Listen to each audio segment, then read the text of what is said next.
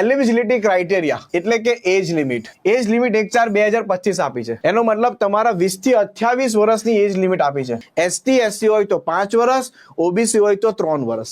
Okay, તમે જોઈ શકો છો. એસટી એસસી હોય તો 5 વર્ષ, ઓબીસી હોય તો 3 વર્ષ. બીજું થોડું ડિટેલમાં સમજાવો, ઘણા વિદ્યાર્થીને ડાઉટ હોય છે. જો જેમ કે અહીંયા 2/4/1997 લખેલું છે, બરાબર છે. તો આ તારીખથી પહેલા તમારો જન્મ ન હોવો જોઈએ અને 1/4/2025 આટલેથી આટલે સુધી તમારા, બરાબર છે, ટોટલ 28 વર્ષ કમ્પ્લીટ હોવા જોઈએ. અને એસટી એસટી હોય તો 5 વર્ષ. એનો મતલબ ઓબીસી હોય તો 3 માઇનસ કરી દો, આવી રીતે થાય. 2/4/1900 3 માઇનસ કરો એટલે કે 94. ડન ઓબીસી માટે. અને એસટી એસટી માટે હોય તો 2/4, બરાબર છે, 5 માઇનસ કરો એટલે કે 1992. રેડી? આ એસટી એસટી માટે.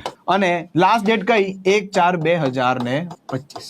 આની અંદર તમારા 28 વર્ષ પૂરા હોવા જોઈએ આ બે ડેટની વચ્ચે, એસટી એસટી ને ઓબીસી માટે. અને જનરલ માટે 97. આની વચ્ચે જો તમારી તારીખ આવી જતી હોય તો તમે ફોર્મ ભરી શકો છો. બીજી વસ્તુ, 1/4/2005 પછી તમારી જો બર્થ ડેટ હોય, ખાસ ધ્યાનથી સાંભળજો, 1/4/2005 પછી જો તમારો જન્મ હોય તો તમે ફોર્મ નહીં ભરી શકો. તમારા 20 વર્ષ પૂરા નહીં થયા હશે, તમે નાના કહેવાશો. સમજાય છે ને? એનો મતલબ એવો થાય, આ એજ ક્રાઇટેરિયાનો પોઈન્ટ છે, તમને ક્લિયર થવો જોઈએ. 20 થી 28 વર્ષના વિદ્યાર્થીઓમાં એપ્લાય કરી શકે છે.